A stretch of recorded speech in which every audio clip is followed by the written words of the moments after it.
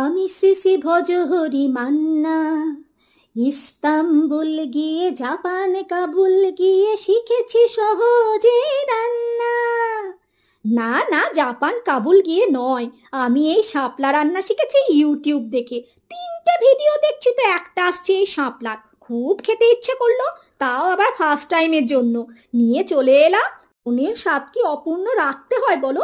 First time try করছি, কত সাহস দেখো। আবার ভেটকি মাছের কাঁটা দিয়ে, ভেটকি মাছের কাঁটাগুলোকে ভেজে তুলে ওই তেলে দিয়ে দিয়েছি কালো জিরে শুকনো লঙ্কা ফোড়ন, মন ভরে দিয়ে দিয়েছিলাম রসুন কুচি, এবার দিয়ে দিয়েছি পেঁয়াজ কুচি, বেশ কিছু গুঁড়ো মশলা।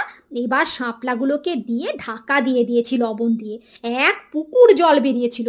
শুকনো করে নিয়ে দিয়ে দিয়েছি মন ভরে কাঁচা লঙ্কা, সর্ষের তেল আর ভাজা একটু জিরে গুঁড়ো। আহা কি স্বাদ! রিভিউ তো দিয়েই দিলাম। তোমরা বলো কে কে খেলে শাপলা।